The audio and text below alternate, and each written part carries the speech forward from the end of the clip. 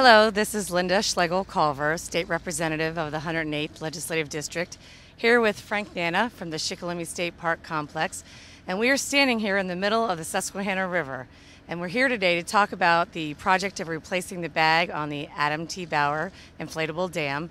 And Frank is with me. So Frank, you want to talk a little bit about the history of the fiber dam and why we're here today? Sure, be glad to. I'll give you a little bit of history on the Adam T. Bauer Dam. Now, this dam was constructed in the late 60s, and it was built with bags that were supplied by Firestone Corporation. Those bags were very much different than the bags you see here today. Those bags were inflated with water and air, and they were much thinner rubber dam material. Now, because of the inflation method back then, being inflated with air and water, we had a lot of issues with them. You couldn't get a lot of the water out of the bags. Caused a lot of oscillation problems on a concrete foundation. The bags were replaced many times and repaired many times. Now, in the mid-'80s, our agency contacted Bridgestone Corporation to see if they had a rubber dam material that could hold up better than the Firestone bag.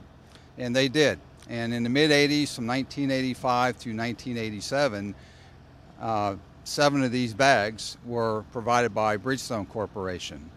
And these bags, unlike the Firestone bags, are inflated with air only, which eliminated a lot of the problems and issues we have with the Firestone bags. Now, these bags, as I said, were put in the mid-'80s. Now they're going on, between roughly 27 years. So 3 of the remaining 7 bags that were put in the 80s have to be replaced. And what we're looking at today, and what we're working on this week, is replacing bag number 6. Now, of the original 7 bags that were put in the 80s, 4 of those bags have already been replaced. And we're replacing 1 bag this year, and as funding becomes available, we'll be replacing 2 additional ones. Now, this bag here is bag number 6. And how we get started with this project is, if you see here, you have the steel beams and the flashboards. The first thing we have to do is we have to stop the flow of the river. And how we do that is there's recessed holes down in the concrete foundation where we put these steel I-beams. And between the steel I-beams, as you can see, there are flashboards. Of course, we drape those flashboards with plastic, we sandbag them, and we stop the flow of the river water as best we can. Now, once we get all the water stopped, the flow of the river stopped, then it's time to take out the old bag. I'm actually getting a little bit ahead of myself here. I should have started with where we're at right now. We're actually standing in the middle of the river. Of course, it's a road that was built. This is a causeway that was constructed. So we have a construction platform to bring the crane out and the heavy equipment. Now, these bags weigh 19 tons, so it takes a rather substantial piece of equipment, a crane, to come in here and lift that up. To get started with the project, we build the cofferdam here, which is what we see the guys are standing in front of here. It's the steel I-beams and the flashboards. While we're building that cofferdam, we're also constructing this causeway. We're actually standing in the middle of the Susquehanna River right now on top of a road that was actually built so we can bring heavy equipment out. The crane to lift the 19-ton bag, the trucks, the tractor trailers, and all the other heavy equipment that's necessary to replace one of these bags. Now, once we get the cofferdam installed and we have most of the river water stopped, the next process is to remove the old bag. The old Bridgestone bag, it weighs slightly less than this one, but it weighs 16 tons. So there are clamping plates that hold this bag in place. So we have to remove those clamping plates. Once we get them off, then it's a matter of cutting up the old bag and removing it. Now, once we get the old Bridgestone bag out, the next step is to bring the new bag in. And this bag here was actually manufactured in Taiwan. We have a company, Fluxmiller from Germany, that did the design work on that, and we have a field advisor here from Hydro Innovations, a Canadian firm, who's on project today helping us out with the installation of this bag. So once we're ready to put the bag in place, we bring the crane out onto this causeway here, and the crane lifts the bag in place, and we started down here on the west end, and the crane lifts the bag up, and basically we roll it out across this 300-foot long span of bay number 6.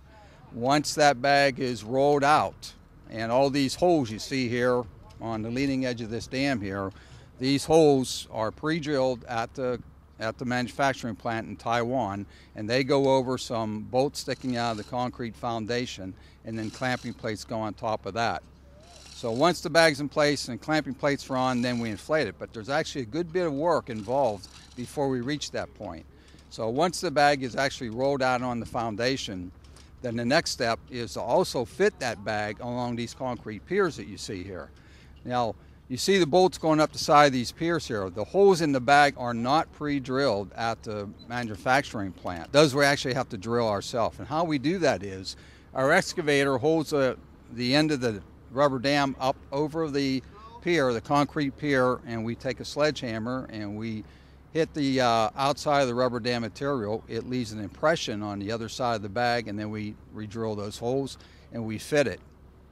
Now, once the bag is completely fit along the clamping plates and also along the piers, now the next step is to install what we have spacer hoses. Now, the purpose of these spacer hoses is just to really create a space, a few inches of space in the bag. So whenever we go to deflate the dam, we don't want to pinch off the deflation lines. And all that rubber hose does, it creates a space of a few inches in there so we don't block the airflow in the flanges. Now the spacer hoses I was referring to are these right here in front of us. These are part of them. And there's also spacer hoses coming off perpendicular to these here. As I said, all they do is there's nothing running through those hoses. They merely create a space so that when the bag is closed and we're ready to deflate for the season, it doesn't pitch off the deflation flanges. Now, as you can see here, these spacer hoses are held in place with these rubber tie-downs. Now, these need to be glued in place. So in order to glue those in place, we're very lucky this week to have Mother Nature cooperating with us, and the weather's very warm, it's dry, with a nice blue sky. This is the ideal kind of weather we want. And we've been very lucky this time around to be able to do that. We need nice warm weather to glue these in place, and also the final part of this process also involves glue. Along the front or the downstream side of this bag, along the face of this bag, we'll have to install fins. Those do not come pre-installed at the factory like the Bridgestone bags do. These actually have to be glued in place also. So again, we need warm, dry weather to do that, to make sure the adhesive's all adhered properly to the bag. Now, once we get all the spacer hoses in, then we are actually in the process of doing that right here today. That's where we're at today. We have all the spacer hoses in place. So what the guys are doing now is they're winching this bag shut. They're closing it up. And what we want to do is get this edge, these holes you see here, placed over on top of these anchor bolts. And once we do that, we'll take these steel plates you see over here, these clamping plates, we'll place them on top of all these clamping bolts, and we'll torque them down according to specs. Now once we have the bag closed and all the clamping plates on, then the next part of this process will be to glue the fins on I was telling you about. And that's what these pieces of plastic you see here are. These areas are already prepared, they're buff. The surface is already prepared, and then we have to get the gluing compounds out, and we have to glue those fins on the downstream side of the bag. We're expecting to have that done possibly in the next 3 days or so. Once we get all the fins glued on the face of the bag, the next step is to inflate the bag, test it for any leaks, and be ready for next year's operational season. I want to thank you, Frank, for your time today, for allowing us to stand in the middle of the Susquehanna River. We were just discussing, I believe that this is the longest fiber dam in the world. Is that still true? It is, 2,100 feet. There are other dams that are actually taller in height than the Adam T. Bauer Dam, but we still hold claim to the longest inflatable dam in the world. And I know this dam creates Lake Augusta, which provides many, many recreational hours for the people of this area. And further, people have called the office concerned about, why the boating season was shortened. So I hope this gives you a rather thorough explanation. And hopefully next year we have a very long and happy boating season with some good weather. And if anybody has any further questions or comments, please feel free to call my district office at any time. Thank you.